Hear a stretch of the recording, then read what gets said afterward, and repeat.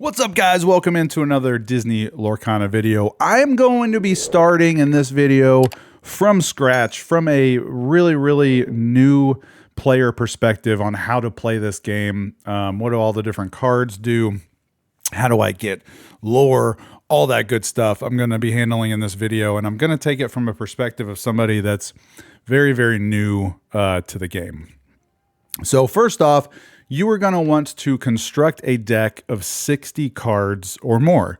There's just a minimum. You don't have a maximum amount of cards you can have in your deck. You just have a minimum of 60 cards. However, I do recommend staying as close to that 60 card minimum as possible, mainly because as you're drawing cards as the game continues on, you want some consistency in your deck. You don't want to have 75 cards that you're trying to get to one or two cards that will help you win the game, and you never get that card. The 60 cards at minimum really gives you a great chance to have that consistency in your deck. Now, your deck can be consisted of two different ink colors. You can have one. You can choose, oh, I love the amethyst colors here, the purple colors. They're so beautiful. I love Elsa. I just want to build an all Elsa deck and run nothing but purple.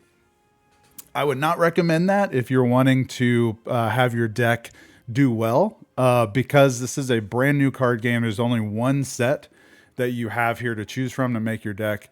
And so you're kind of limited on what is in like one color alone. Could you do it? Sure. You probably could, but I would definitely recommend dipping into two colors. And so those colors are red or ruby, green or emerald, purple is amethyst, blue is sapphire, orange is amber, and gray is steel. And so you're able to pick two of these colors that kind of work well together to maybe have your deck have synergy that gets you to that end game and gets you to winning the game in a real smooth manner. So two ink colors at max. You can't have any more than that. Now you can have 4 copies of each individual card. So that means if you want to play Elsa Queen Regent, which is here, Elsa Snow Queen, and Elsa Spirit of Winter, you can play 4 cards of each of those, or 4 copies of each of those cards. So you don't have to worry about only having, 2 Spirit of Winters and 2 Queen Regents, because you can't have more than 4 Elsas in total.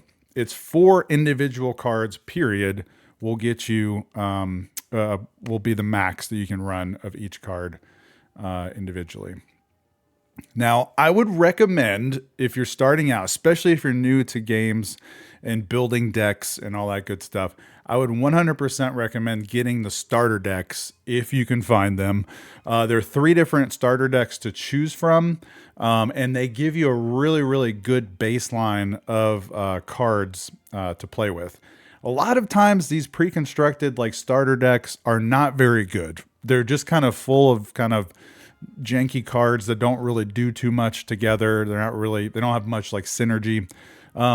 Lorcana has created some pretty great starter decks, and I definitely recommend the Mickey Mouse and Moana starter deck as kind of the top one to target, especially if you're not wanting to really upgrade too much and you're wanting to just play the deck.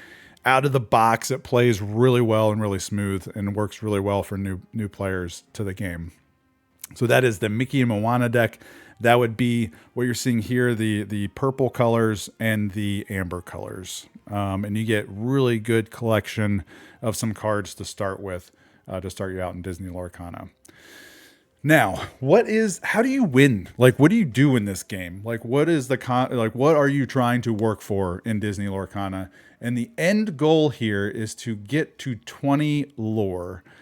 So each turn you will have the ability to make your character's quest and go on a quest. And as they go on to a quest, they gain a certain amount of lore that adds to your total.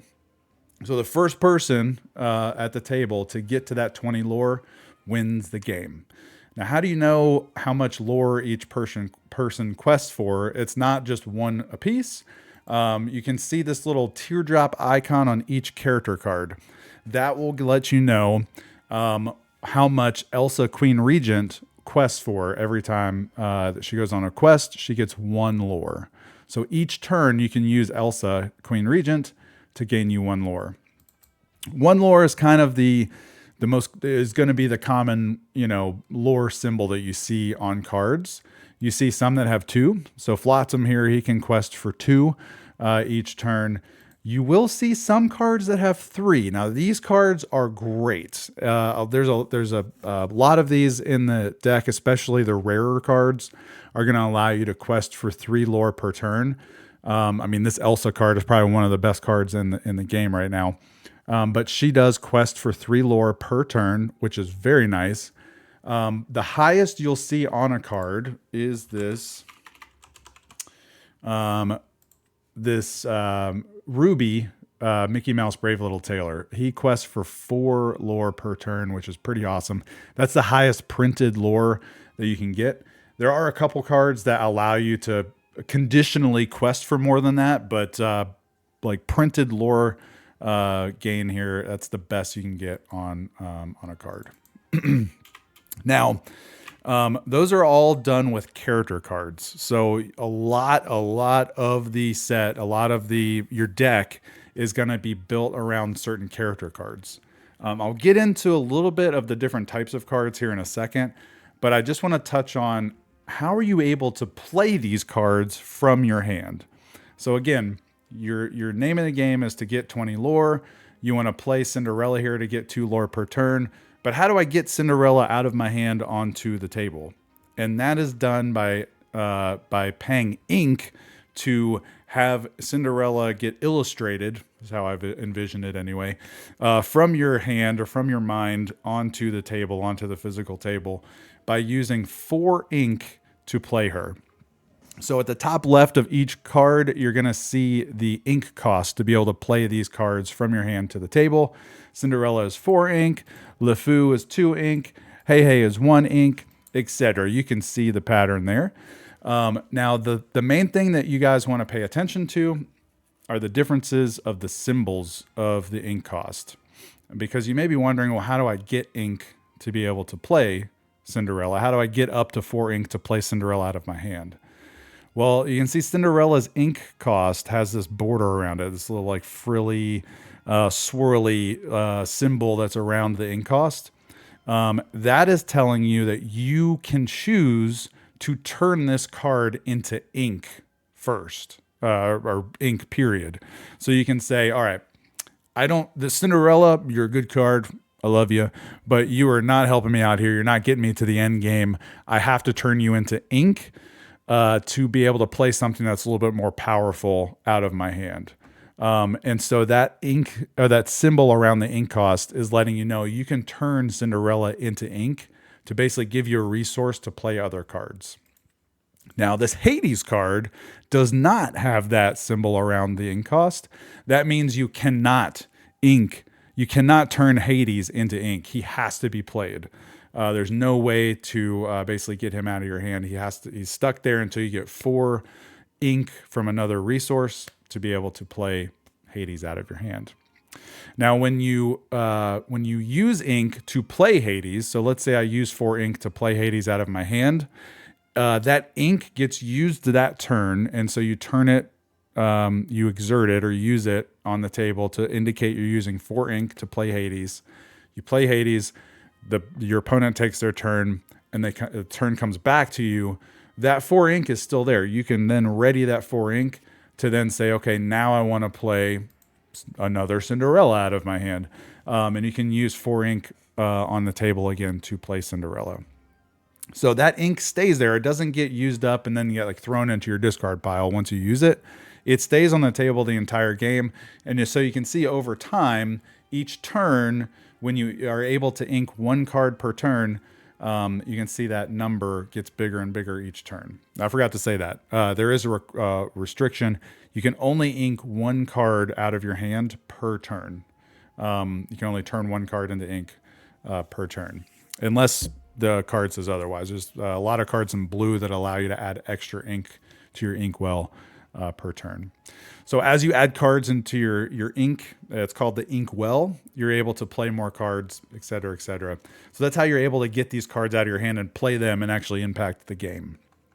So your ink is your resource, and you never really you're never really at risk of not having a great amount of resources in this game, because there's so many cards that you can choose to ink to turn into a resource to play cards, which is awesome. It's so good. So again, as we said, you've got a deck of 60 cards. I would be cautious about how many uninkable cards you place in your deck, because you'll start to see if you have more than, I don't know, maybe 14 or 15 in your deck, you may start to see that your deck is slowing down and you're not able to generate a lot of ink to be able to play your cards. So as you get a little bit more advanced and you're building your own decks, I would probably stay under 15 cards as a maximum of uninkable cards in your deck. So as I said, there are character cards, which mostly what I've shown you here are all character cards. There are 3 other types of cards too. So the character cards, as I said, they come into play and they have specific actions or specific abilities with them. And then they're able to either quest on your turn to gain lore or challenge your opponent's characters that are on the board. And you can see these numbers here are if you are challenging an opponent, that's where these numbers come into play, and they're important.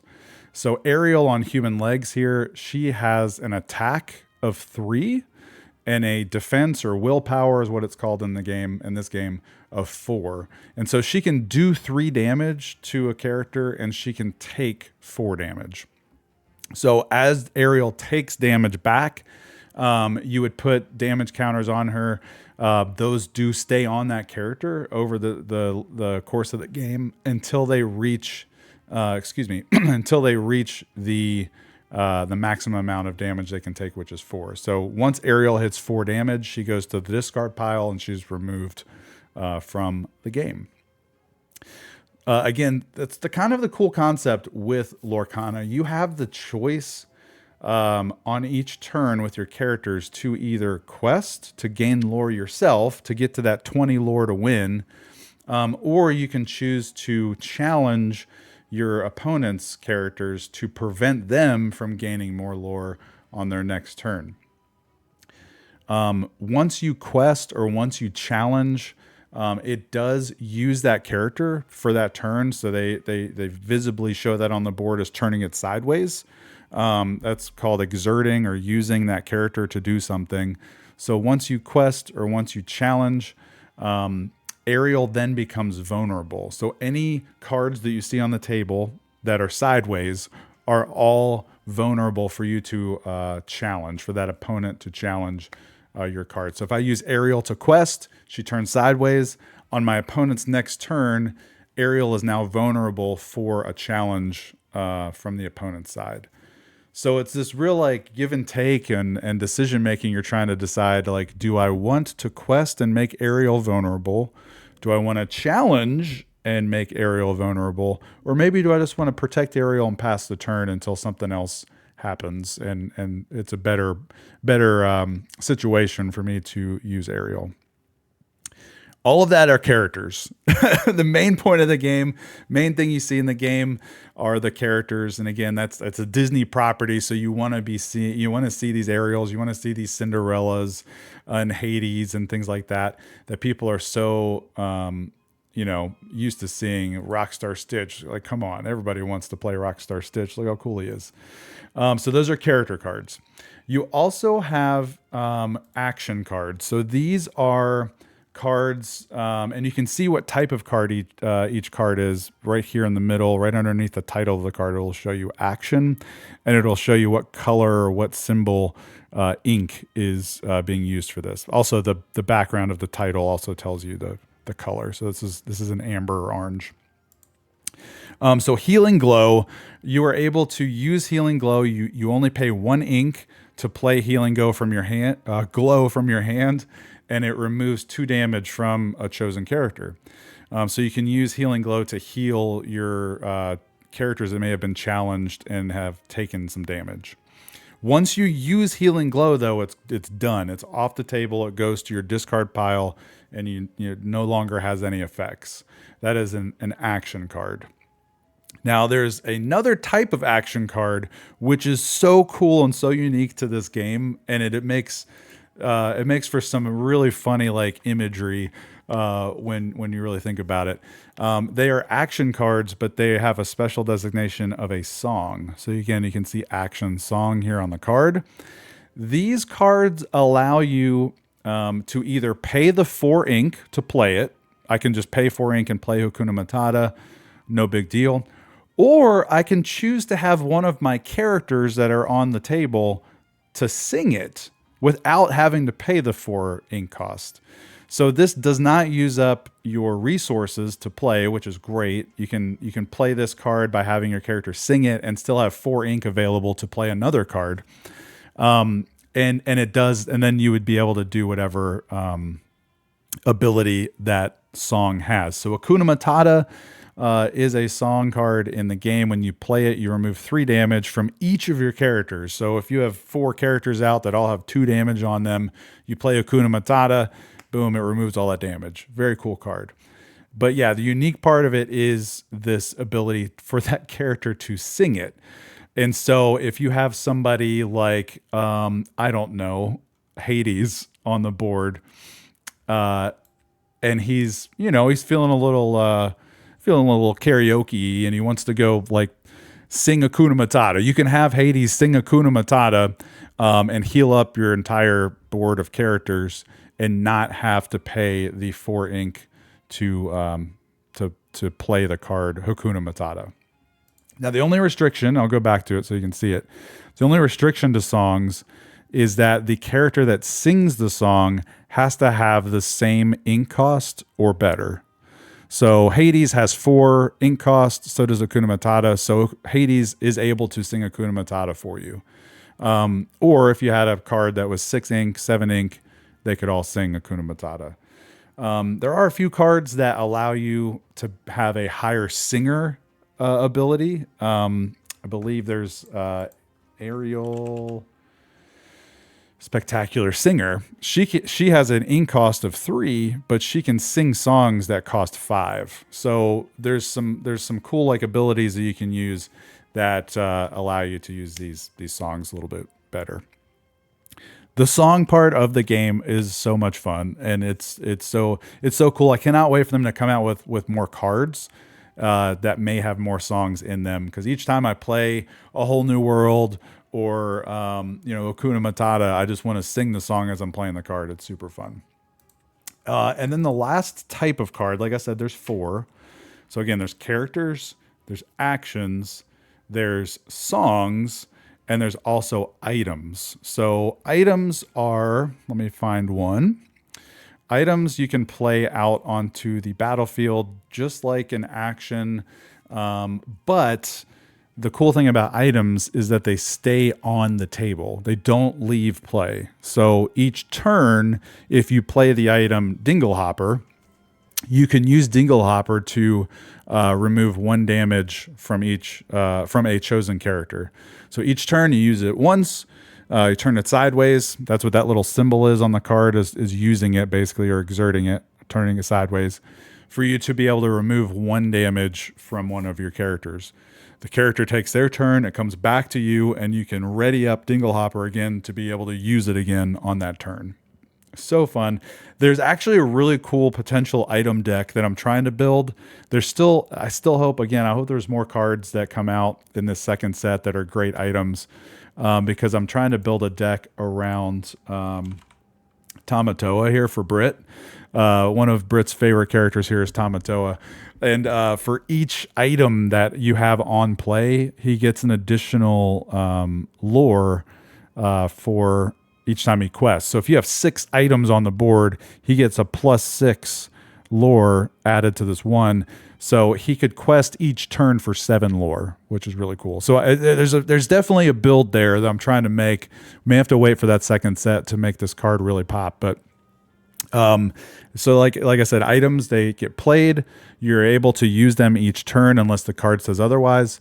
And they stay on the board until they get removed by your character, or you use them and it tells you to remove the card from play. So that was a ton of information. Let's just do a really quick review of what we talked about. So if you wanted to jump into the game, you wanted to learn how to play, I definitely would recommend trying to find starter decks. The starter decks are a really, really easy way to get very solid cards like this Moana card that you can build a deck around or continue to use that starter deck and learn how to play the game. If you do decide to build your own deck, you can make it, you just make sure that it is one or two ink colors. 2 is the max, and that is at least 60 cards. My recommendation is to stay close to that 60 card limit, and you can have 4 copies of each card in your deck. And then the next thing I would say is just enjoy playing and make sure that you get some cards in there that are at least, or you're paying attention to the amount of uninkable cards that you have in your deck to make sure it is not too many of them. 15 is probably the max I would want to play, is around 15. Hey man, alternate timeline Mario here to interrupt for a second. Did I mention we have merch right now, man? Yes, you too can rock a fabulous Friggin Nerds Media shirt or mug or even fanny pack, man, by going over to frigginnerdsmedia.com/shop to get yourself some great nerdy swag, help support the channel, and look good doing so. Check it out right now, frigginnerdsmedia.com/shop. Back to the video. All right, so I'm going to jump into a game real quick. I just got done recording kind of the general overview of how to play Lorcana. Probably exploded some brains a little bit. So it's a lot easier, in my mind anyway, to show you guys how to play more so than talk about it. So I'm going to play my Emerald and Ruby deck. This deck has some really cool synergy and an ability called Evasive, like Pongo here has it. And basically, evasive means that they can't be challenged by somebody unless they also have the evasive ability. So you can quest and be able to not be worried about being challenged unless your opponent has an evasive character. So I'm going to go into a game with this. I'll just go into ranked, why not, and play it. This is an aggressive deck. I want to quest a lot and as fast as possible, but I do have some plays here if for whatever reason I end up not getting a lot at the beginning. So like I said, you want to pay attention to the amount of cards that you get that are inkable, that has this little border around it, and not inkable, which is what Cusco has right here. Because he's not inkable, I'm going to put him back just because I want to make sure I have inkable cards, and I feel like this is a pretty good early game hand. So I'm just going to put him back. Oh, another Duke, which is fine. So I've got 2 Dukes of Wesselton and a Sergeant Tibbs. The opponent is going first. On this board, this is a game called Pixelborn, which allows you to download their game and play Lorcana for free. So I definitely would recommend that if you want to try out playing. But I am going to ink one of my cards, probably one of my 1 costs, so probably one of the Dukes. And then I will play the other Duke. So I've inked that one Duke for 1 ink. So I have 1 ink in my inkwell over here. And now I can play cards out of my hand that cost 1 ink. So I'm going to play Duke of Weaseltown and pass it. This counter over here is my lore counter. So again, you want to get to 20 lore to win the game. All right, so now he's inked another card, Prince Eric, and he played a Prince Eric. So he's got 2 ink available. He used up 2 on that turn, so he has 0 of 2. I need to ink another card. I don't have any 2 ink cost cards here. So, I think what I'll do, again, I want to quest as frequently as possible and as much as possible. So I guess I'm going to ink maybe one of my Pongos since he's a higher cost card, I like the Tinkerbell a little bit better. And I'm going to play Tibbs just to have another character come out. And I am going to quest with the Duke. So like I said, you want to quest to gain lore. Well, once you get to 20 lore, you win. And the way that you quest in Pixelborn, if you are playing Pixelborn, is underneath the card, you hit this little boop button and you quest. And so Duke was able to quest for 1. Now, Prince Eric is probably going to attack into me, which is fine. Prince Eric is a really good defensive. Oh, shoot, I got to pass. Pass turn. Prince Eric is a really good defensive character. He's got an ability called Challenger. Boom. So when he challenges another character, he gets +2 attack. And so he does 3 total damage to me. And so he totally wipes out my Duke. It's gone. But the Duke did 2 damage back to him. So he has 2 damage counters. Oh, Jafar. All right. So he's playing Steel and Amethyst, which is interesting. Ooh, Tinkerbell's a good card. So he has 2 damage counters on him, and he can take up to 3. So once he gets one more damage done to him, he's out of the game. I think I will ink one of these Aladdins, since I have 2 of them. And I think I want to play Cheshire Cat, only because, as you can see here, Cheshire Cat can quest for 2. And again, I want to stay a little bit of aggressive here. I'm going to go ahead and quest with Tibbs, and he will end up probably challenging Tibbs on his next turn and kill Eric, which is fine. Again, I have 2 lore to his 0. So again, I'm trying to quest as much as I can. And once I do that, I'm probably going to play the Tinkerbell out, or maybe have the Jasper out. The Jasper is really cool. He is able to take, oh man, he's discarding some good cards. That makes me happy. And he's also playing silver and purple, so there's no like big giant board wipe. Oh, Tinkerbell is bad. Tinkerbell is bad. That is a really good card that he shifted into. Shift is something I haven't really talked about yet, but basically it's an evolution. Holy crap. So he wiped my board with Tinkerbell. Tinkerbell has some really good abilities and basically took over the game. So what do I do now? I am definitely going to Dragonfire that Tinkerbell. So I have an action that's called Dragonfire. It just banishes a character. Boom. Play it, and that character's gone. But until then, I am going, because I have to have 5 ink to play that. I'm going to ink this one Jasper and play another Jasper out. And I'm doing that mainly because his ability allows you to prevent one of your opponent's characters from questing, which is nice. So that's my turn. Once you play a character out, I forgot to mention this in my kind of tutorial. Once you play a character, their ink has to dry for 1 turn. So you're not able to actually use that character unless it states otherwise on the card.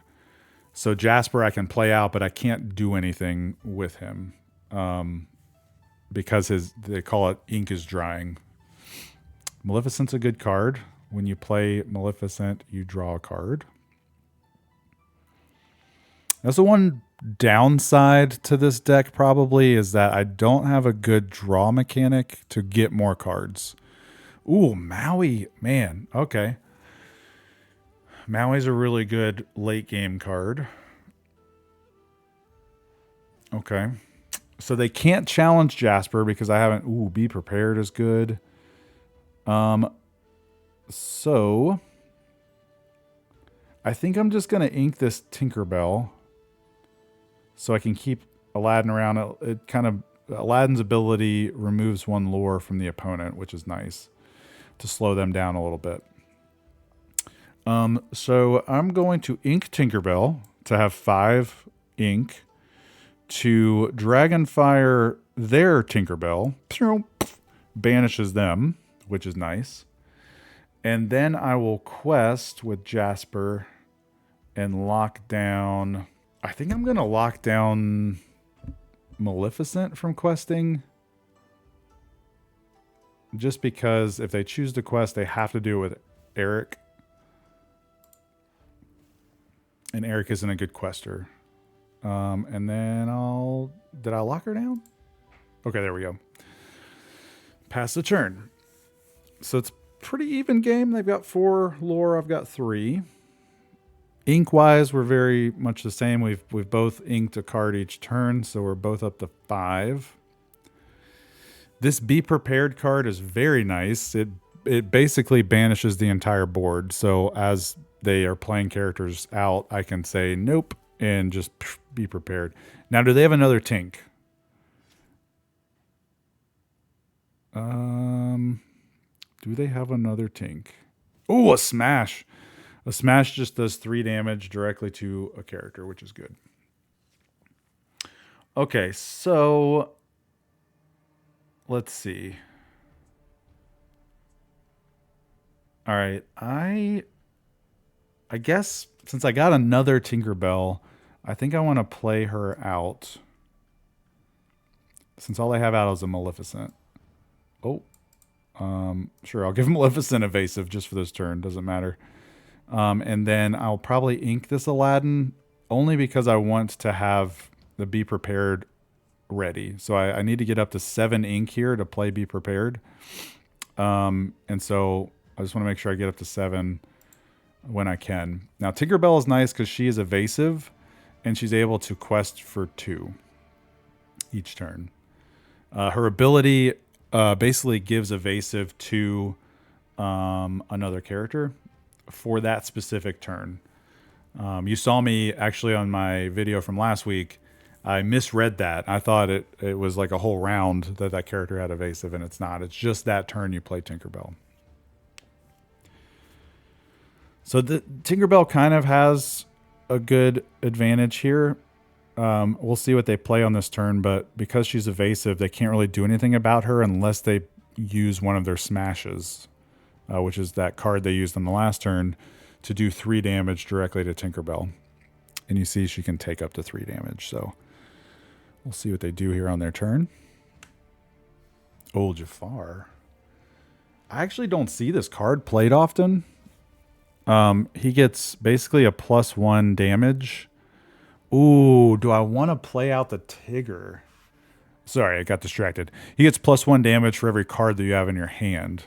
So because they have 2 cards in hand, he has a 2 damage, 5 health.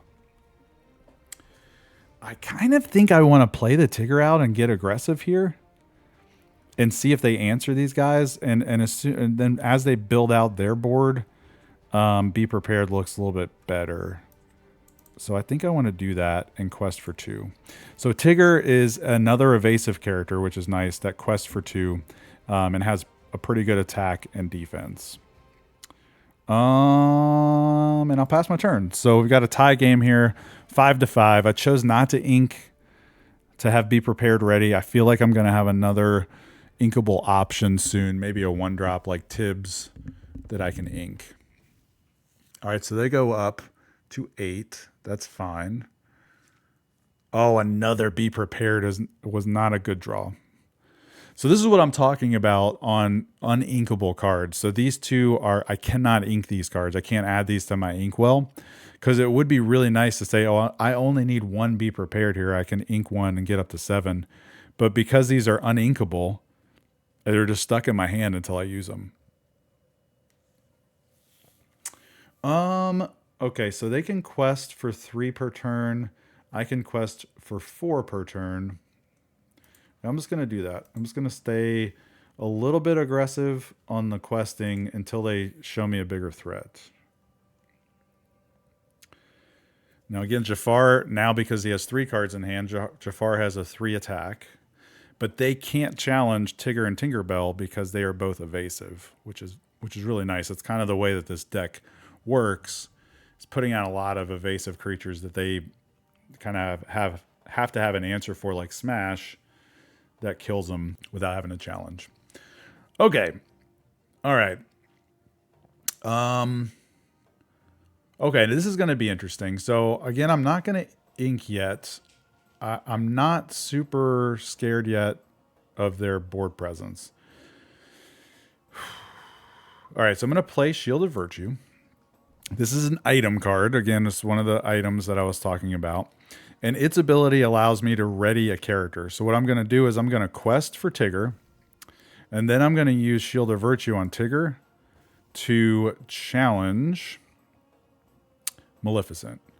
Just to take that one quest each turn off their board. Maybe should have challenged Jafar to get him down to 1 health, but I feel like that may have been a better trade to slow down their questing each turn.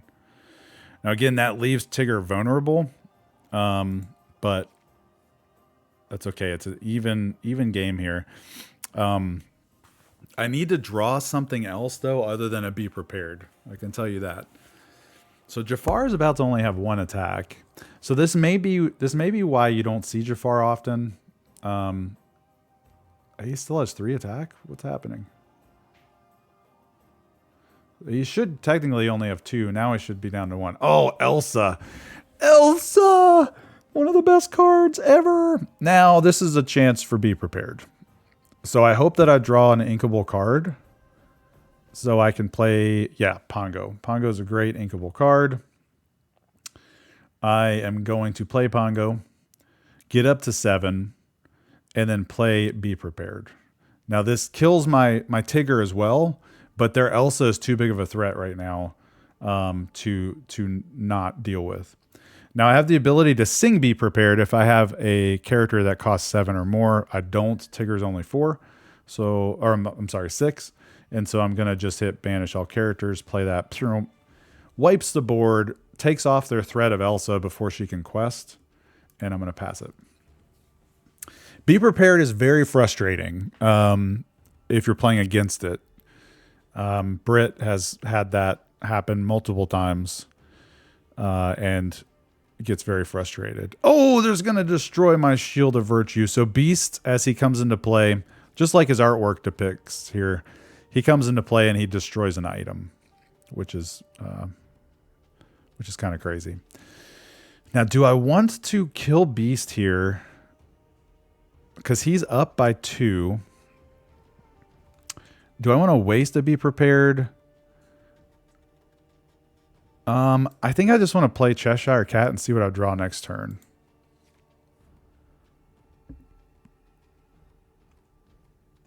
If he has an Elsa or something bigger, and Ursula is in the purple colors, that would make me feel much better about using Be Prepared next turn. You know what? I also misplayed because dadgummit, I misplayed it. So I should have last turn. I should have quested with Tigger, gained 2 lore, and then Be Prepared. Then I wouldn't have I would have been up, or would have tied them at least with 2 lore. Dadgummit. So that misplay probably lost me the game because it's such a close one. But yeah, we'll see. Purple is such a strong color. It has so many good cards. Now that's a good card. Do I feel threatened? I feel like I feel more threatened by Beast here. Elsa can exert Cheshire Cat, but he's about to be exerted anyway. Elsa only quests for 1. Cheshire Cat quests for 2. Let me just Dragonfire this Beast, and then quest for 2, and see what they do next turn. We're pretty much both just top decking at this point, which means you basically have an empty hand and you're just drawing off the top of the deck. And so you're hoping for a good card. I have 41 cards left. He has 42. So if they play a big threat, Captain Hook isn't really a big threat. Can only quest for 1. Oh, Maui, baby. Maui's a great card. He cannot quest, but he comes in with the ability called Rush, which allows you to use him on the turn that he gets played. which is pretty much a removal spell for creatures like Elsa or characters like Elsa and Captain Hook. So I'm going to play him, and I'm going to just directly ram him in to Elsa to take her out, and then quest for 2 with Cheshire Cat. Man, this is a close game. This is a really close game. Now, he can kill Maui with Captain Hook, but it will kill Captain Hook back. And if he tries to attack Cheshire Cat, I can also kill Captain Hook back as well. So this is a very close game. I'm very interested to see what he gets here. Okay, so he's leaving Maui on the board, which makes sense, I guess, because Maui can't quest. Oh, and he smashed Maui. That makes sense. That was a good play. Oh, and I just drew one of the best cards in my deck. Cusco should close this game out. I'm very curious to see what they have. They've had one card in their hand they have not played yet. I don't know what it would be. But Cusco, he is able to quest for 3. If he gets banished in a challenge, he takes out that character, which is nice. But he also has an ability called Ward, which basically makes it to where they can't... Oh, Tinkerbell's great. Tinkerbell's a great play. Another Be Prepared is not going to help me here. If I quest for 3, it gets me to 18. Then they quest for 2 with Tinkerbell. It gets them to 18. Tink can also kill Cusco next turn. This is all the mathematics, man. This is crazy. But Cusco can also kill her because of his ability. Yeah, so I think I want to do that. So I'm just going to quest for 3. Keep these Be Prepareds, man, and pass it. I need to draw something else because it's whatever they play here is going to be super interesting. So if they don't deal with Cusco, I win the game. But they definitely have an answer with Tinkerbell. I would like to use his ability, which should kill Tinkerbell, right? Yes, thank you. Let's see what they play. If it's a huge threat, I'm going to Be Prepared. Oh, it's just Tink. Little Tink. Oh, Mad Hatter is a good draw here, too. So, Little Tink can quest for 1. Mad Hatter can quest for 3. So, I'm definitely going to play Mad Hatter out and pass the turn. And see if they can deal with the Hatter. The good thing is Mad Hatter comes into play. He cannot be challenged because he doesn't come into play exerted or used sideways. So they have to do direct damage to him. And the only way that they can do that is with a card called Smash, which does 3 damage, and a song called Grab Your Sword, which does 2 damage. They have to play both of those to get rid of Mad Hatter. I think I got the win here, guys. There's Grab Your Sword. Do they have a Smash? No. No. So Grab Your Sword does 2 damage. So now he only has 2 health left. Smash does 3 damage. And costs 3. So if he has Smash... Oh, they conceded. Okay, so we win. Woo, man. That was nerve-wracking. Because they played the Grab Your Sword, I was like, uh-oh, what's about to happen? So that was just an example of the game. You can see there's a lot of cool choices to be made. Does your character quest? Do they challenge? Do you play, use one of your characters to sing a song? Tons of great options here in this game. It makes it very unique. It's not just a clone of something like Magic the Gathering or Pokemon. It has some really cool, unique functionality to it. So I hope you guys enjoyed this video, man, and keep a lookout. We're going to be doing some more videos here as I play here on Pixelborn. Definitely recommend you guys checking out Pixelborn if you're curious about playing the game. It's completely free. You can download it on your PC or Mac. Try it out. I believe they got an Android client as well in the works. And it allows you to play the game, test it out, see if you like it, and test out different decks.